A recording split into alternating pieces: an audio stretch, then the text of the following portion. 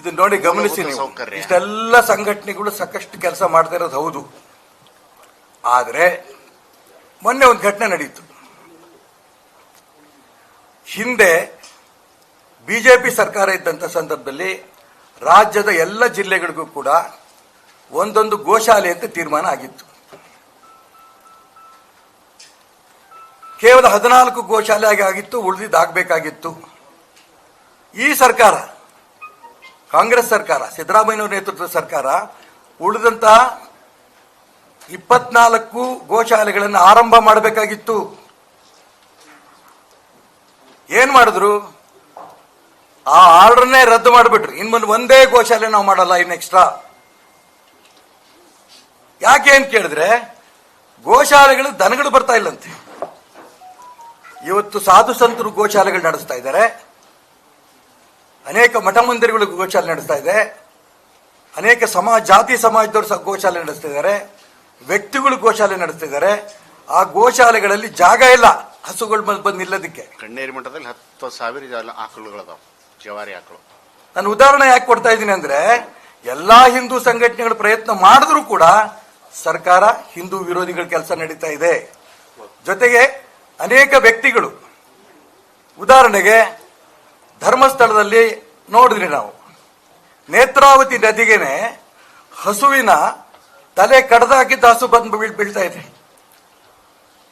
ಗೋವಿನ ರಕ್ತ ಬಂದು ಬೀಳ್ತಾ ಇದೆ, ಚರ್ಮ ಬಂದು ಬೀಳ್ತಾ ಇದೆ. ಎಲ್ಲ ಎಷ್ಟು ಹಿಂದೂ ಸಮಾಜಕ್ಕೆ ಜಾಗೃತಿ ಮಾಡಂತ ಸಂಘಟನೆಗಳು ಬಂದರೂ ಕೂಡ ಸಾಕಾಗ್ಲಿಕ್ಕಿಲ್ಲ. ವಕ್ಫ್ ಪ್ರಾಪರ್ಟಿ ಬಗ್ಗೆ ಎಷ್ಟು ಕಡಿಮೆ ಹೋರಾಟ ನಡೀತಾ ಇದೆಯಾ. ಮುಖ್ಯಮಂತ್ರಿಗಳು ಹೇಳ್ತಾರೆ, ನಾವು ಸೂಚನೆ ಒಂದು ನೋಟಿಸ್ ಕೊಟ್ಟಿದ್ವಿ, ನಾವು ವಿಡ್ರಾ ಮಾಡಿದ್ವಿ, ಇನ್ನಾರು ತಲೆ ಕೆಡಿಸ್ಕೋಬೇಡಿ. ಆದ್ರೆ ವಕ್ಫ್ ಪ್ರಾಪರ್ಟಿ ಅಂತ ಪಹಣಿಯಲ್ಲಿ ಸೇರಿದೆಯಲ್ಲ, ಒಂದಾದ್ರೂ ಕೂಡ ಕರ್ನಾಟಕ ರಾಜ್ಯದಲ್ಲಿ ವಿಡ್ರಾ ಮಾಡಿದಾರ? ಈ ಸ್ವಾಮೀಜಿಗಳೆಲ್ಲ ಇನ್ನು ಶುರು ಆಗ್ತಿದ್ದಂಗೆ 3 ತಿಂಗಳ ಕೆಳಗೆ ಯಾವ್ದು ಗುಲ್ಬರ್ಗಾ ಜಿಲ್ಲಾ ಆಳಂದ ತಾಲೂಕಿನಲ್ಲಿ ಸವಳೇಶ್ವರ ದೇವಸ್ಥಾನ, ಬೀರ್ಲಿಂಗೇಶ್ವರ ದೇವಸ್ಥಾನ, ಅದು ವಕ್ಫ್ ಪ್ರಾಪರ್ಟಿ ಅಂತ ಆಗೋಗಿತ್ತು. ಇವರೆಲ್ಲರೂ ಕೂಡ ಪೂಜ್ಯ ಸೋಮೇಶ್ವರ ಸ್ವಾಮಿಗಳ ನೇತೃತ್ವದಲ್ಲಿ ಗುಲ್ಬರ್ಗಾ DC ಹತ್ರ ಹೋದ್ವಿ, ಹೋಗಿ ಹೇಳಿದ್ವಿ ಏನಿದು ಅಂತ. ಅವರು ಕೋರ್ಟ್ ಆರ್ಡರ್ ಕೂಡ ತಂದಿದ್ರು, ಇದನ್ನ ಅವರದೇ ಹೆಸರಿಗೆ ವಾಪಸ್ ಕಟ್ಟಬೇಕು ಅಂತ, ಪಾಣಿ ಕಿತ್ತಾಕಿ ಆ ಒಂದು ದೇವಸ್ಥಾನದ ಕಮಿಟಿ ಹೆಸರಿಗೆ ಕೊಡಬೇಕು ಅಂತ. ಮಾಡಿರ್ಲಿಲ್ಲ. ಇನ್ನು ಯಾಕೆ ಮಾಡಲಿಲ್ಲ ಅಂತ ಕೇಳಿದ್ರೆ ಮಾಡ್ತೀವಿ ಅಂದ್ರು. ಒಂದು ವಾರದಲ್ಲಿ ನೀವು ಮಾಡಲಿಲ್ಲ ಅಂತಂದ್ರೆ ನಮ್ಗೆ ಏನ್ ಮಾಡ್ಬೇಕು, ಹೆಂಗ್ ಹೋರಾಟ ಮಾಡ್ಬೇಕು ಅಂತ ಗೊತ್ತು ಅಂತ ಹೇಳ್ಬಿಟ್ಟು ಹೊರಗಡೆ ಬಂದ್ರು ಎಲ್ಲ. ಅಲ್ಲಿಂದ ಗುಲ್ಬರ್ಗದಿಂದ ಸವಳೇಶ್ವರ ಸುಮಾರು 30 ಕಿಲೋಮೀಟರ್.